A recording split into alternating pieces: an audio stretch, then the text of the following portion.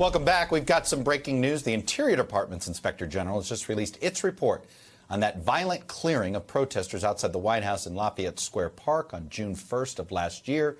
That infamous photo op of the former president holding a Bible. The forceful clearing of protesters at the height of the national protests after George Floyd's murder happened just minutes before President Trump arrived for that infamous photo op. So joining me now with details on what we learned in the report is our own Ken Delaney. And so, Ken, like everything, I think, considering what happened on January 6th, Lafayette Square that day certainly looks like it was certainly a bit of a foreshadowing experience, sadly. But what did we learn?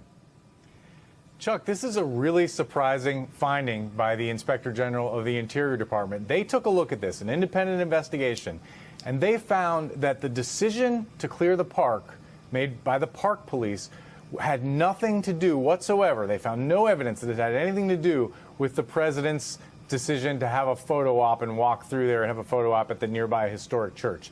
They had decided, the park police, to clear that park of protesters hours before, according to this report, so a contractor could install some anti-scale fencing.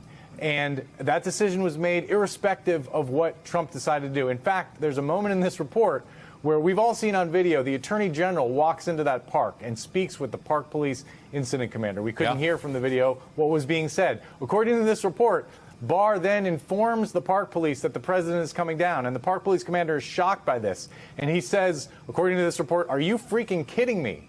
Now, the thing about that episode is it does show that Barr seemed to be trying to speed it up. Once Trump made the decision to come through there, Barr went down and sort of said, hey, let's get this thing moving.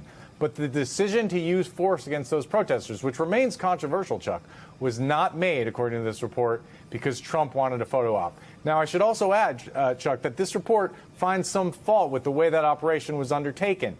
For example, it finds that the park police wasn't going to use tear gas, but Washington, D.C. officers did fire tear gas at the crowd.